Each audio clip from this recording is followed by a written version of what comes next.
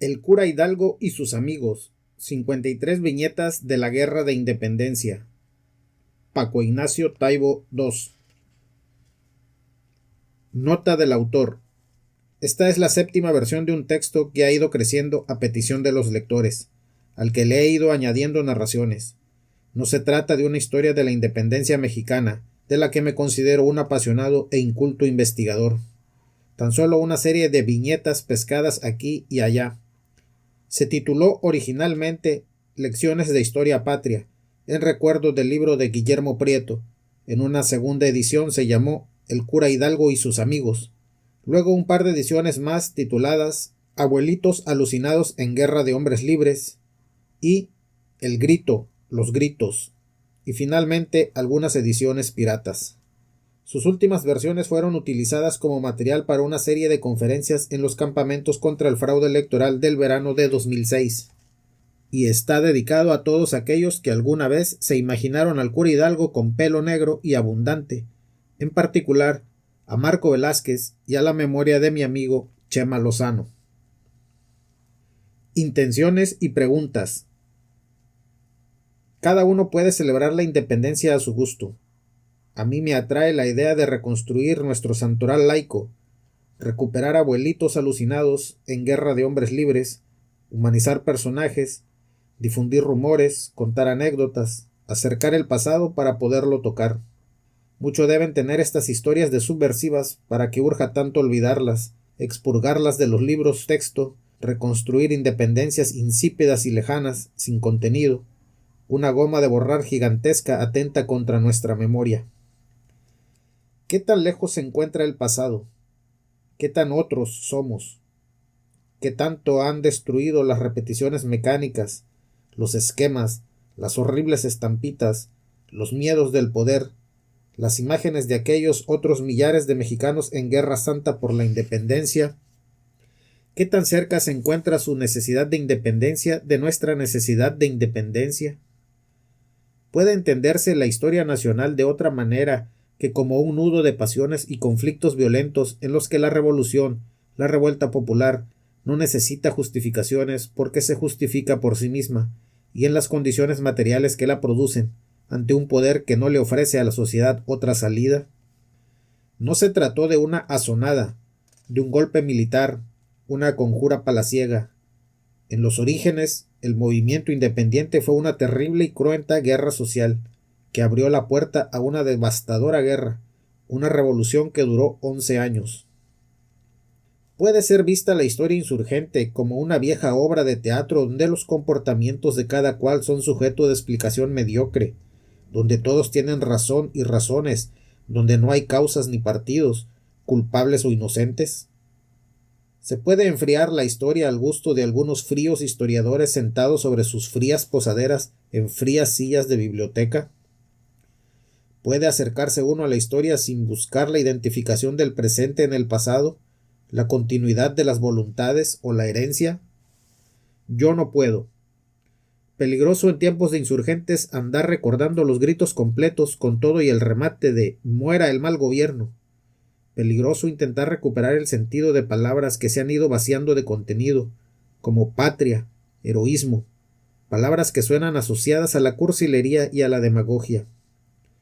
Mucho mejor secarlas y olvidarlas, convertir el estudio de la independencia en castigo a escolares que tienen que memorizar 4 pendejadas, nombres de plazas, estaciones de metro, monumentos. Hay un homenaje que es deshomenaje, hay una memoria que es desmemoria. Si aquellos nos dieron la patria, ¿quiénes luego nos la quitaron? ¿Quiénes pretenden hacer de Hidalgo un cura iluso, de Morelos un recalcitrante y obseso regordete, de Guerrero un terco analfabeta, de Mina un necio gachupín metido en cosas que no le importaban, de Iturbide un libertador? Quizás sea el momento de decir «¡Viva el cura Hidalgo y sus amigos! ¡Vivan los héroes que nos dieron patria! Sus fantasmas siguen entre nosotros». 1. La historia como novela imperfecta. En el año 1792, Miguel Hidalgo fue a dar a Colima, exilado de rectorías y cargos de Valladolid. Por liberal y mujeriego, dirían las malas lenguas. y estando en Colima durante algunos meses juntó chatarra, pedacería de cobre, palmatorias de velas, cucharas herrumbrosas que sus feligreses no querían, las jaladeras viejas de un cajón, un barreño oxidado. Con este innoble material tenía la intención de fundir una campana. El chatarrero que se habría de hacer cargo de la fundición le oyó decir que quería hacer una campana que se oiga en todo el mundo. Finalmente fue fundida, pero la historia, que es como una novela imperfecta, hizo que la campana no la acompañara a su futuro curato de dolores, y que no fuera esa la campana que habría de llamar a arrebato a los ciudadanos del pueblo la noche del 15 de septiembre. La mencionada campana se quedó en Colima, y al paso de los años fue fundida para hacer cañones para un regimiento de gachupines realistas. 2. Molière. El cura llegó a San Felipe en enero de 1793 en un segundo exilio interior. Para combatir el aburrimiento de las tardes decidió crear un grupo de teatro de aficionados.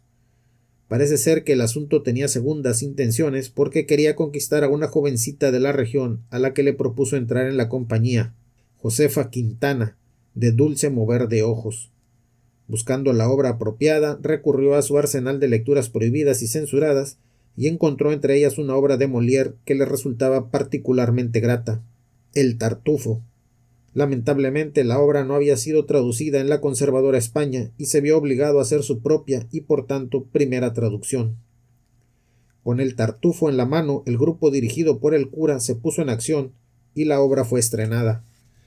Y sí, también conquistó a su primera actriz, Josefa, con la que habría de tener 2 hijos. Mientras escribo esta pequeña historia me siento particularmente orgulloso. Por fin tengo un guante blanco que devolverle a aquel profesor de secundaria que me hizo odiar la historia de México. Contra su hidalgo rígido y bobalicón, este pícaro traductor de Molière, bordando la doble herejía en las aburridas tardes de San Felipe. 3. El padre de la patria no creía en los Reyes Magos. En un artículo escrito hace 50 años por el historiador Juan Hernández Luna, el alter ego de mi compadre, analizaba el mundo intelectual de Miguel Hidalgo. Personaje sorprendente, Hidalgo había pasado 27 años de su vida en las universidades católicas, las únicas existentes en el mundo novohispano, sumergido en la teología, la escolástica, el recuento de las plumas de los ángeles, y sin duda, como resultado de esta experiencia, al paso de los años, el cura no parecía tenerle demasiado respeto a las instituciones universitarias, en particular a la Real y Pontificia Universidad de México, en la que decía había una cuadrilla de ignorantes, y parecía no darle demasiada importancia a no haberse doctorado a causa de la enfermedad de su padre, cosa que el conservadurísimo historiador Lucas Alamán, bastante dado a la calumnia, lo atribuía a que se había jugado a las cartas en Marabatío el dinero para pagar los estudios. De su paso por el mundo académico, Miguel Hidalgo había sacado quizá lo más importante, el conocimiento y la capacidad de leer y escribir en italiano, francés, español y latín, a los que su experiencia vital había añadido el hablar otomí, náhuatl y tarasco. Hidalgo no parecía tenerle mucho respeto a la Biblia, estudiada de rodillas y con devoción, porque había que leerla con libertad de entendimiento, lo que le permitía dudar quién era el buen ladrón, si Dimas o Gestas, y tener muy serias dudas sobre la existencia de los Reyes Magos, o dudar de la presencia de un buey y una mula cerca del pesebre en Nazaret donde nació Jesús. Cuestionaba también lo inútil que resultaba arrojar agua bendita sobre los muertos porque carecen de sentido del conocimiento. Criticaba a Santa Teresa por ser una ilusa que se azotaba mucho y ayunaba, y por eso veía visiones. Y algo muy peligroso, llamaba a la Inquisición indecorosa, según se registró en la denuncia que el chismoso de Fray Martín de Huesca hizo contra él en 1800. De lo que no hay duda es que entre sus lecturas favoritas se contaba el Corán, las obras de teatro de Molière y Racine, y los escritos de Voltaire, Diderot y Rousseau. 4. La conspiración imposible. De aquellos torrenciales meses de agosto de 1810, cuando el ciclón golpeó las costas y destruyó las casas de Acapulco y las embarcaciones en Veracruz, nos queda la lujuriosa prosa de los soplones y los traidores, las historias entredichas en las denuncias anónimas o firmadas y muy pocas remembranzas de los supervivientes, pero sobre todo queda el rumor. Se decía entre los barberos del Bajío que a los europeos los iban a agarrar y poner en un barco en Veracruz, pero solo a los solteros, a los casados se les iba a perdonar. Decían también que ellos iban a tomar todo el maíz de la alhóndiga y ponerlo en la calle para que el pueblo lo tomara de balde, o que ellos iban a sacar a todos los presos de las cárceles. Detrás del rumor estaba una conspiración que tenía 1 millar de afiliados. Allende en su juicio hablaría más tarde de 3,000, que serían en su mayoría curiosos y mirones, porque a la hora de la verdad resultaron muchos menos y curiosamente más tarde muchos más. No partía de las grandes ciudades de la Nueva España, la Ciudad de México, Puebla y Veracruz, sino del centro del país, Santiago de Querétaro, San Miguel el Grande, Celaya, Guanajuato. Era un grupo de hombres y mujeres con pocas artes en el asunto de conspirar, un grupo de confabulados amateurs provincianos que suplían con el ardor de las palabras, la fortaleza del verbo en las tertulias chocolateras, sus habilidades para preparar una revolución. Decían cosas como «seremos unos tales si aguantamos este año», o escribían en las paredes del cuartel «independencia, cobardes criollos». Curas ilustrados y con hijos, boticarios de pueblo, músicos, licenciados, notarios, pequeños comerciantes, administradores de correos, soldados que nunca habían hecho guerras, pertenecientes a un regimiento provincial que se dedicaba a cuidar los caminos. El centro parecía estar en el salón queretano de los Domínguez, donde el pusilánime corregidor controlaba el radicalismo de su esposa Josefa.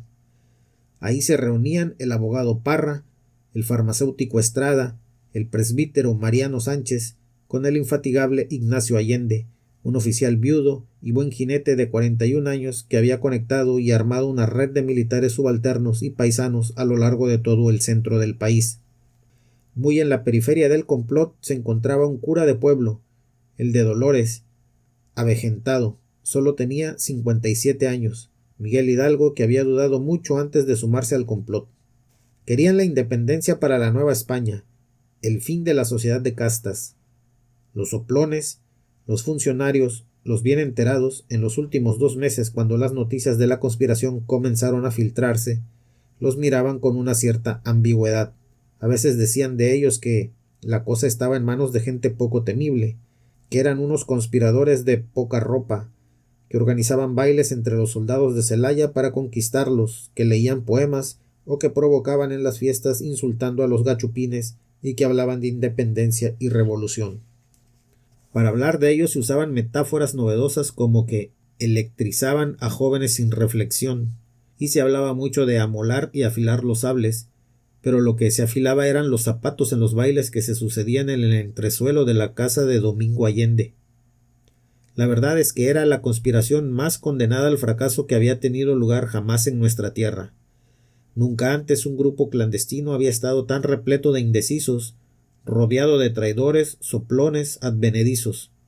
No podían triunfar. 5. Traidores y chaqueteros. El alzamiento estaba previsto para el 1 de octubre, pero desde agosto comenzaron a llegar a las instituciones virreinales multitud de denuncias. Un tal Galván, empleado de correos que había tratado de infiltrarse en la conspiración utilizando a su hermano mayor, que estaba legítimamente en el asunto, resultó bloqueado por falta de confianza y solo pudo transmitir rumores a las autoridades. Un peluquero le contó a la esposa del hijo de un tal Luis Frías, que a su vez lo transmitió a las autoridades, que iban a coger a todos los gachupines y llevarlos a Veracruz. Un mozo de hacienda llamado Luis Gutiérrez delató a Allende. «Mi amo va a Querétaro, anda con el empeño de acabar a todos los gachupines del reino». A estas denuncias se habría de añadir la de un cura, que violando el secreto de confesión avisó al comandante de brigada y al corregidor que había hombres armados con lanzas y se aprestaba la sublevación. El 10 de septiembre José Alonso, sargento del regimiento de Celaya, le pidió a su amigo Juan Noriega en la Ciudad de México que pusiera en las manos del virrey una denuncia que señalaba que Allende estaba convocando a militares y vecinos de San Miguel y San Felipe a un alzamiento por la independencia. Señalaba que se debía pasar a la acción de inmediato porque la mayoría de los oficiales estaban comprometidos. Ese mismo día el alcalde de Querétaro tomó en sus manos el papel de desarticulador de la conspiración y envió al capitán Manuel García Arango a la audiencia de la Ciudad de México con un pliego donde se reseñaba la lista de conspiradores: Hidalgo, Allende, Aldama, el capitán N.S., el licenciado Altamirano, el presbítero J. María Sánchez, el licenciado Parra, Antonio Telles, Francisco Araujo. Las denuncias incluían al corregidor Domínguez y a los alféreces del batallón de Celaya. Ochoa insistió al día siguiente con otra carta al virrey y reiteró que no se podía confiar en Domínguez, corregidor de la ciudad, cuya esposa se expresa con la mayor locuacidad contra la nación española. Incluía una nueva lista en la que se añadía, entre otros, el nombre del capitán Joaquín Arias de Celaya. Arias, al saberse implicado en las denuncias, se acercó a Ochoa y confesó los pormenores de la conspiración. Personaje singular, iba a sumarse más tarde a la insurrección, probablemente como espía, y tendría altos cargos militares en la campaña de Hidalgo, hasta morir en la emboscada de Acatita, a manos de los propios realistas. Ochoa, con estos elementos en la mano, acudió con Domínguez, quien a su vez estaba bajo las presiones del cura reaccionario de Querétaro, Gil de León, y finalmente lo disuadió para que actuara contra sus compañeros. Por si fuera corta la lista de denuncias, el 13 de septiembre el soldado Garrido denunció al intendente de Guanajuato, Riaño, que Hidalgo le había dado un dinero y la orden de subvertir a los soldados de su regimiento. Riaño detuvo rápidamente al grupo de militares sin saber que en Querétaro Ochoa y Domínguez estaban actuando en el mismo sentido. En horas, los grupos de Querétaro y Guanajuato habían sido desarticulados. Parecía que la conspiración, como tantas otras en años precedentes, había abortado. Quedaba en manos de las autoridades del virreinato tan solo una acción preventiva de carácter policial para atar los cabos. El virrey Venegas, recién llegado a la Nueva España, recibió el consejo de que enviara al escuadrón de dragones de México, pero la conspiración le pareció poca cosa y optó por dejar que se resolviera localmente. De manera que todo se limitó a ordenar a un escuadrón que fuera hacia San Miguel el Grande y Dolores para detener al viejo cura y a los oficiales del regimiento de la Reina. Del poco valor de los complotados hablan los primeros interrogatorios celebrados en Querétaro, donde, con muy contadas excepciones, todos los detenidos se dedicaron a denunciarse entre ellos, a involucrar a los ausentes y a declararse inocentes. Salva la jornada las declaraciones de Epigmenio González, asumiendo su responsabilidad en una independencia en la que creía, y el caso de Telles, quien fingió que se había vuelto loco y tocaba un piano inexistente mientras lo careaban con el capitán Arias. El arranque de Hidalgo un día y medio más tarde habría de cambiar la historia. 6. Josefa. Pocos personajes asientan tan mal en los papeles que la historia les otorga como Josefa Ortiz, convertida por azar en madre de la patria gracias a un único gesto político: haber avisado a Hidalgo y Allende que la conspiración había sido descubierta. Tenía 42 años, michoacana de Valladolid, una dama regordeta, matrona de ojos vivaces y abundante pecho. Muy conservadora en ciertas cosas, no permitía que sus hijas fueran a bailes o al teatro, y bien se cuidaba de que Allende o los oficiales del regimiento de la Reina coquetearan con ellas. Casada con el abogado Miguel Domínguez, corregidor de Querétaro, su salón sería el centro de la conspiración del chocolate y el café. Conocida es la historia de que al descubrirse la conspiración, Domínguez no resistió a las presiones y colaboró en las detenciones para evitar que se hiciera evidente su papel. Temeroso de que su mujer lo comprometiera, decidió encerrarla bajo llave para que no cometiera un desaguisado. Curioseando en la biografía que le dedica Alejandro Villaseñor, descubrí que Josefa, como muchas damas de la época, no sabía escribir, pero sí leer, y eso me llevó a un rastreo minucioso a la búsqueda de desentrañar si el mensaje enviado a Hidalgo había sido verbal o escrito, porque Josefa, cuando tenía que mandar una carta, recortaba letras impresas de periódico y las pegaba en papel de China, utilizando más tarde como mensajera a una mujer de la que lo único que se sabe es que tenía el noble oficio de cohetera. Sí, lanzaba cohetes en las fiestas.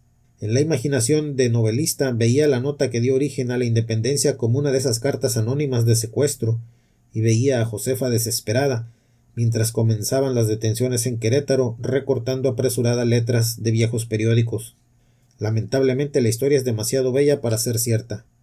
Josefa debería saber escribir, porque en la colección de Genaro García se encuentran 3 cartas facsimilares escritas 4 años más tarde y firmadas por ella, y lamentablemente la firma de Josefa es igual a la letra de las cartas, o sea que hay que excluir que fueran escritas por otro y firmadas por ella.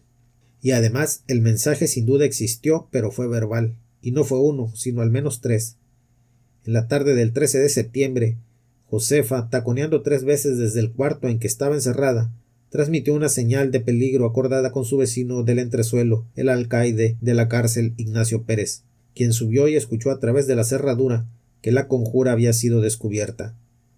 Otros 2 mensajeros convocados por la propia Josefa o por Pérez, que la cosa nunca quedará muy clara, son portadores del mismo aviso a los conspiradores de San Miguel el Grande y Dolores. Todo parece una comedia de errores. Los enviados serían Francisco López, que tardó 2 días en llegar con el recado porque se le cansó el caballo y terminó recorriendo el camino a pie, y Pancho Anaya, que se detuvo en la hacienda de Jalpa para ver un coleadero y llegó cuando los hechos se habían consumado. Parece ser, y todo esto según las múltiples delaciones, que de eso se hace la historia cuando termina en derrota, que Josefa lo intentó una vez más, pero se equivocó de mensajero, porque el capitán Arias ya se había cambiado de bando. A causa de estas intervenciones y habiendo sido señalada por varios de los delatores, incluso por un soplón anónimo que la definía como agente precipitado, fue detenida e internada en el convento de Santa Clara, o en el de Santa Teresa, o en los 2. Más tarde, en una de las tantas represiones ordenadas por Calleja, fue detenida nuevamente a pesar de estar embarazada, acusada de haber colaborado en la colocación de pasquines antirrealistas en Querétaro. Josefa tenía entonces 45 años y 14 hijos. Por cierto que el mayor de ellos, de 20 años, había sido incorporado al ejército realista por su padre para combatir a los insurgentes. Trasladada a la Ciudad de México, fue recluida en el convento de Santa María la Antigua. Poco después fue liberada y condenada casi de inmediato a una nueva reclusión en otro convento, el de Santa Catarina de Siena, en el que pasó 1 año, o 4, liberada en junio de 1817, con la obligación de permanecer en la Ciudad de México. Sobrevivió al proceso revolucionario y cuando en el imperio de Iturbide la nombraron dama de honor de la emperatriz Ana, se negó a aceptar el cargo, así como 2 años más tarde se negó a recibir recompensas económicas por su participación en la conspiración que dio origen a la independencia. La fecha de su muerte permanece en las sombras. Algunos dicen que ocurrió en 1829. Se sabe que sus restos se encuentran en la iglesia de Santa Catalina.